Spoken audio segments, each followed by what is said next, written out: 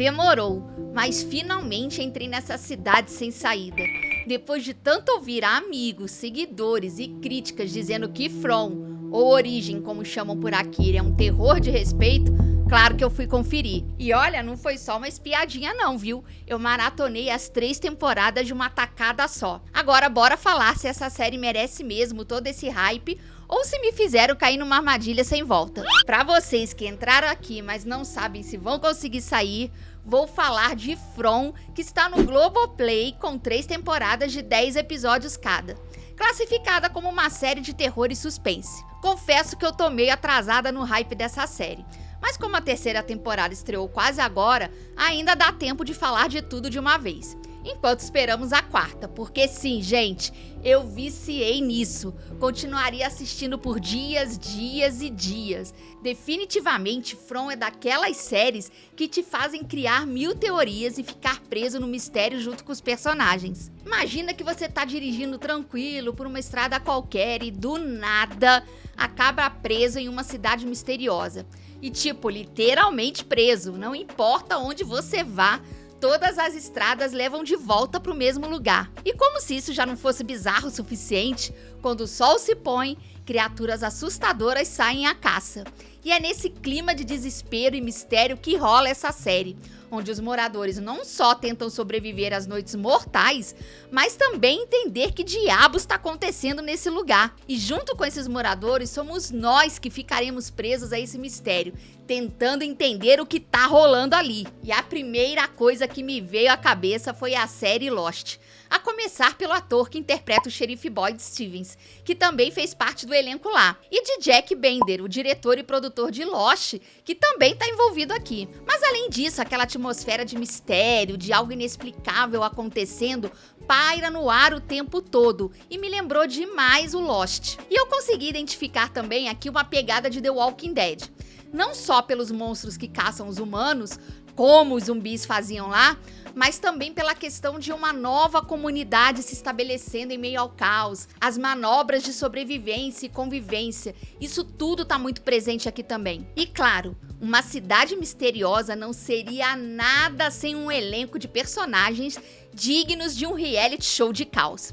Temos um xerife durão tentando manter a ordem, um padre que jura que tem respostas, mas né, um esquisitão e uma esquisitona que sempre sabem mais do que deviam, monstros saindo do breu, uma criança esperta que saca tudo antes dos adultos, a clássica adolescente revoltada e um encrenqueiro estilo não me toque, e uma chefe de comunidade durona que mete medo, mas vive num lugar cheio de loves in the air. Sem esquecer do time dos fofos que vamos proteger a qualquer custo e dos malas que já queremos eliminar no primeiro episódio. Tudo isso nada mais é do que a fórmula do sucesso garantido, pelo menos até aqui. O que também me lembra com medo de Lost e The Walking Dead, que tudo ia bem demais até a 4ª temporada, quando começaram os devaneios e a enrolação sem fim. Mas vamos manter a fé. E na primeira temporada somos jogados de cara nesse mistério junto com os novos moradores. A gente conhece a cidade, seus segredos, sua estranha dinâmica de funcionamento e tudo isso ao lado da família Matthews, o Jim, a Tabitha e seus 2 filhos, que tropeçam nesse lugar bizarro no meio dos Estados Unidos. E a sensação é que a gente chegou lá junto com eles, porque vamos aprendendo as regras, quem é quem nesse ecossistema estranho, quem mora na cidade e quem vive naquela casa colonial misteriosa, tá tudo até bem organizadinho apesar de esquisito. Só que com um pequeno detalhe de que quando anoitece, criaturas bizarras aparecem para deixar tudo ainda pior. Então, além de lutar para sobreviver, o pessoal precisa descobrir os segredos dessa cidade sinistra. E é aí que começa o show de tensão, correria e desespero que a gente ama assistir. Eu curti demais essa sensação de estar sendo introduzido na cidade junto com os personagens. Eu não tinha lido nada antes de assistir, nem sabia bem do que se tratava, então fui descobrindo tudo do jeito mais intenso possível. E olha que apesar do mistério sobre quem são os monstros e de onde eles vêm, o que eu mais gostei foi de entender como tudo funciona. Conhecer os personagens, as suas histórias, decidir de quem eu gosto e quem me irrita, e de cara eu já simpatizei com Kenny e a Christie, e peguei ranço da Julie e do Jade.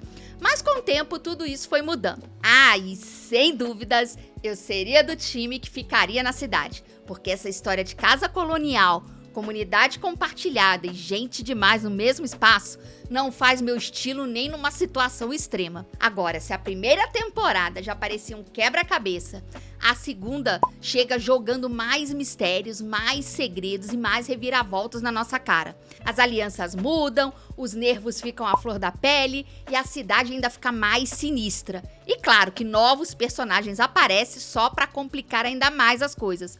Ou seja, bora surtar mais um pouquinho. Aqui eu já tava bem mais à vontade com a história e me sentindo no direito de dar pitaco. Não faz isso, pelo amor de Deus, escolhe outra coisa. E aí assim vai. E eu não vou ficar aqui esmiuçando todos os quebra-cabeças, teorias e BOs que rolam não. Você precisa assistir se ainda não viu e quem já viu sabe do que eu tô falando. Então temos mais gente nova chegando, gente boa morrendo, novos mistérios incríveis surgindo e nem me importava mais em saber de onde vinha tudo. O que eu queria era só curtir esses acontecimentos. Mas se você achou que a cidade já era um pesadelo, calma, que ainda dá pra piorar. Na terceira temporada o frio chega, a comida some e a galera tá no limite. Boyd começa a perder o controle da situação, enquanto Jim e Kenny se jogam na floresta atrás de Tabitha, que tá em sua própria missão frenética fora da cidade. Ou seja, caos, desespero e aquele clássico socorro que tá acontecendo aqui. Os mistérios se aprofundam e do nada conhecemos Henry, o pai do Victor. E cara, eu achei muito louco o fato da Tabitha conseguir sair da cidade. Isso deu um novo gás pra história. E o melhor, ela volta e ainda traz o pai do Victor. Gente, isso pra mim foi sensacional. E olha, no começo eu tava feliz só vivendo a série, sem precisar saber exatamente o que estava acontecendo ou de onde vinham os monstros. A verdadeira história de ser feliz no simples. Mas aí chega o final e BUM! Nó na cabeça. E o resumo dessa terceira temporada? Então pega essa loucura. Mas vai ter spoiler aqui se ainda não viu, hein? Agora temos viajantes no tempo ou os Storywalkers, como o Ethan sabiamente chamou. E pelo visto, Julie começou a curtir essa brincadeira. Ela surge diferente, cabelo curto, roupas novas e soltando um alerta desesperado pro Jim. É quando acontece e não onde, ou seja, algo grande tá pra rolar e ele precisa correr e mudar a história. Mas como sempre, Jim não entende nada. E não que faça diferença, já que é tarde demais pra ele. Passou a temporada toda sendo mala, ganhou um arco de redenção pra gente ter um pouquinho de simpatia, resolveu um mistério e, claro, rodou. Até aí, sem surpresas aqui, né? E agora vem a parte do mind-blowing. Vidas passadas e reencarnações. Jade e Tabitha são na real reencarnações de pessoas que sempre renascem, se reencontram e têm filhos juntos, tentando de alguma forma salvar as crianças desse ciclo bizarro e nessa cidade.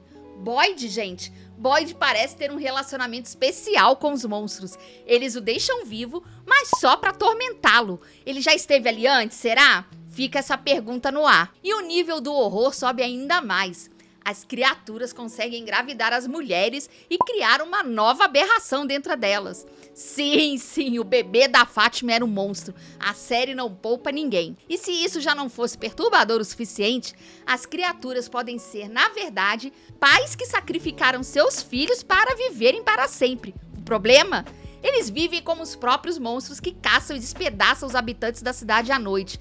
Agora tudo faz sentido e fica ainda mais bizarro. Mas calma aí que tem um momento fofo no meio desse caos. Henry e Victor juntos no final foi aquele respiro emocional que a gente precisava. Victor, com o coração partido, diz pro Henry que é culpa dele sua mãe e irmã estarem mortas e solta a frase mais triste da série. Você não precisa ser mais meu pai. E se desse, gente, eu atravessava a tela pra dar um abraço nele. Mas Henry segura firme e responde. Você nunca mais diga isso. Sua mãe fez o que fez por amor, pra te proteger. Agora, essa é minha função. Ah, gente, é lindo. Então, será que estamos mais perto de entender todo esse mistério de From? Talvez um pouquinho. Mas From faz o que sabe melhor. Pra cada resposta, joga um caminhão de novas perguntas, do tipo, quem diabos é o homem de amarelo que aparece em plena luz do dia e tem a mesma voz do telefone? Ai, é assim que essa série prende a gente e não deixa escapar. Agora é esperar pra ver o que vem na quarta temporada. E se você curte suspense, terror, tramas intrigantes, vale demais assistir isso. E eu quero saber a opinião de vocês, as teorias, tudo que puderem compartilhar, coloca aqui nos comentários. comentários que eu quero falar sobre essa belezinha de série. E uma outra que me conquistou também com uma pegada de fim do mundo, cheia de mistérios, foi o Silo. Confere se ainda não conhece, é daquelas pra deixar a gente formulando teorias também.